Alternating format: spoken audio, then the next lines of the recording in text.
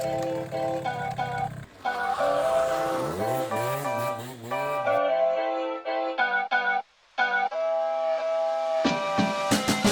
guys, Brad here from Scooter Street. Today we're going to be talking about gear up kits, but more specifically, how to choose the right gear up kit for your bike. So say this is you, maybe you've put a performance exhaust, maybe even a cylinder kit on your bike.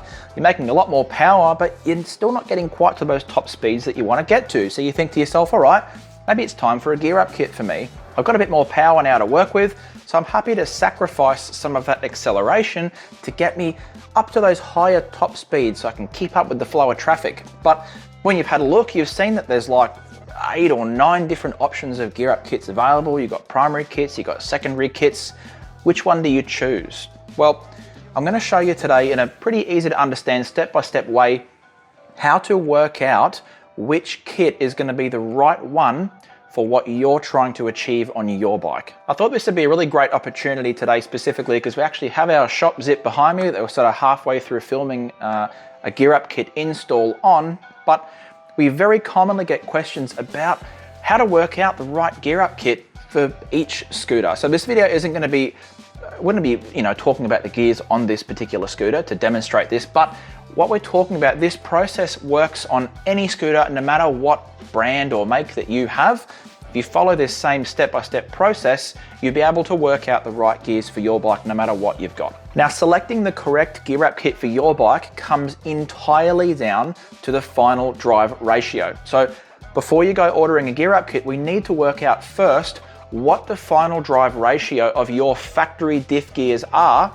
So then we can plug the numbers in of the new gear up kit that you're planning on installing and compare that to the factory final drive and work out what percentage difference. This here is our input shaft. So this is the shaft that the rear pulley of the transmission or the Variator system bolts to, and the clutch bell goes on the outside. That's our input shaft here, and the output shaft here, it's also the drive shaft. This is the shaft the actual wheel bolts to. So all scooter diffs operate off the concept of a reduction gear, a reduction system, meaning that the input shaft has to spin many times to get one rotation of the output shaft. It reduces the number of rotations so the engine can rev up to a nice happy RPM without getting too bogged down by really heavy gearing. So what we need to do is work out our factory final drive ratio. But the way we do this is by essentially counting the teeth of the inside of the diff, and then from that we can work out our final drive. Now, sort of before we do that, we need to understand what it is that we're actually looking at in here. So your scooter diff is made up essentially of 2 assemblies of gears, the primary set and the secondary set. Now, the primary set is the first set in the system, so it's made up by the input shaft here, which comes into this little gear here. And then we have the lower part of the idler assembly, which is these 2 gears called the idler assembly. So the primary set is this shaft here, and the lower gear in the idler assembly make up the primary set. The secondary set is made up of the upper gear in the idler assembly and what's called the final drive gear, or the second part of the secondary set. This makes up our 2 sets, 4 gears in total. So to work out the final drive ratio, it might seem tricky, but it's actually very, very simple. So the first thing you need to do, and this is probably the only tricky part, is to count the number of teeth on each of the gear and write them down. So we're going to count the teeth off our primary set, put them aside. We're going to count the teeth off our secondary set and put them aside. So this one here, obviously being the diff out of a Piaggio Zip. The primary set is 13 and 46, and the secondary set is 15 and 48. We're going to write those down. So what we need to do, we're going to take the bigger number and divide that by the smaller number. So it's going to be 46 divided by 13. That gives us our primary ratio of 3.538. And then we're going to take our secondary set. We're going to divide the 48 by the 15. That gives us 3.2. So now we have 3.538 and 3.2, we're going to multiply those 2 numbers. We end up with 11.321. That's our final drive ratio. So this input shaft has to rotate 11.321 times to get one rotation of the output shaft. Now, the reason that we have done this is because now when we look at the different secondary and primary gear up kit options available, we can substitute those numbers into this equation and work out what the final drive ratio will be with that kit installed, rather than having to just put it in and guess. For most street/sport setups, we want somewhere between a 10 and 15% sort of difference. So you want to see that number come down 10 to 15%. Gearing's a little bit counterintuitive. The lower the number, the higher the top speed. Is sort of the easiest way that I can explain it. 𝐿ocity have 3 different gear up kits available for this. And I say gear up kits, I should actually just say gear kit, which will make more sense in a second. So they have 1 secondary set, they have 2 primary sets. So they have a primary set which is very, very tall. It's meant pretty much purely for racing. And they have another primary set which is a little bit less tall. So we're going to go with a slightly lesser version. If you were just to put that kit straight in, you'd end up with a 38% difference. So 38% taller. Massive difference. It's honestly, it's probably going to be too much unless you have a full racing setup. Now you think, okay, well, the other primary set's even taller, so it's going to be worse. Okay, so we'll do the secondary set instead. Maybe that will give us the difference that we want.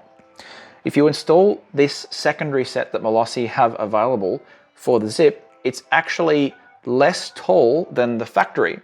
The factory is 1548. The 𝐿ocity secondary is 1447. So it's actually going to give us less top speed. And you think, well, hang on, that doesn't make any sense. Why would they do that? It's because 𝐿ocity know that in many circumstances, both of those primaries are going to be too much for most sport/street race setups.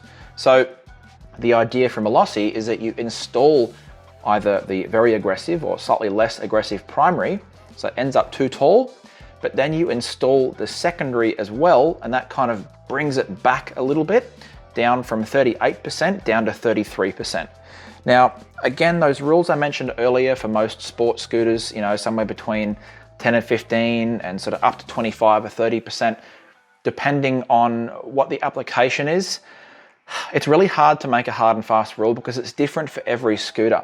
It kind of makes the point even again of why it's so important to check your factory gearing, work out your final drive ratio first before you order anything, and then have a look at what's available for your scooter to work out what the best option is going to be. Because to me, my personal preference is I like fast acceleration up to 80 k's an hour and I'm good. So gear up kits aren't really what I want. And certainly 33% is going to be too much for my personal preference, just because that's what's available, at least from 𝐿ocity, for the Zip.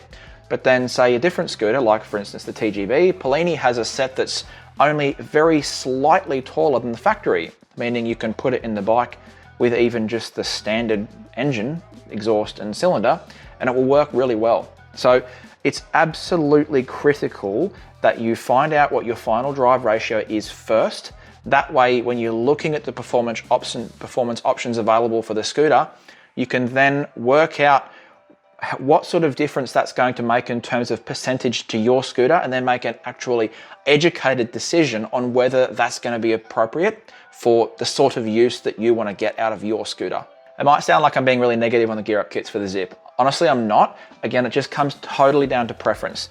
If you want to cruise at 100 k's an hour, you've got a decent performance exhaust and maybe even a 70 kit, putting the primary and secondary kit into this bike, it probably will cruise at like 100 k's an hour. It'll be crazy fast. If that's what you want, then it's for you, and you don't mind losing some acceleration. Particularly, that would be great on a Zip if you have the 𝐿ocity over-range transmission, because it gives you a bit more low gearing, so you kind of got a bit more to work with. But again, like I'm saying, it depends on what's available for your bike and what you actually are trying to get out of it. Look, hopefully that made sense, guys. There was some useful information in there for you. If you're not a math whiz, I'm going to put an example down in the description of how you work this out again. Again, even if you're just a more visual learner than an auditory learner, that example will be down there in the description. So basically, you can just plug the numbers in from your scooter and work out what your final drive ratio is, and pretty much follow that exact process that we've just done here. Unfortunately, for most scooters, you're probably going to have to pop the transmission or the diff gear cover off to count your teeth.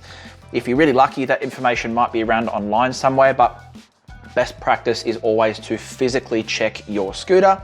It's a good opportunity to check the insides there and do a bit of a gear oil change anyway. Also a bit of soft practice for when you actually get in there and change your gears. Anyway, thanks for watching, guys. Look, we really appreciate the support. You guys watching these videos is what makes this happen. So as always, if you have any questions, please let us know in the comments. If you learned something in this video, help us out by hitting the like button. And if you haven't already, hurry up and hit that subscribe button as well, because we pretty regularly come out with videos like this. And we're pretty shortly, as you can sort of see behind me, going to be coming out with the gear install video of a diff upgrade / gear up kit upgrade video for our shop zip behind me, with sort of before and after, so you can really see what the real world difference is with these gear up kits. Anyway, again, thanks for watching, guys, and we'll see you next time.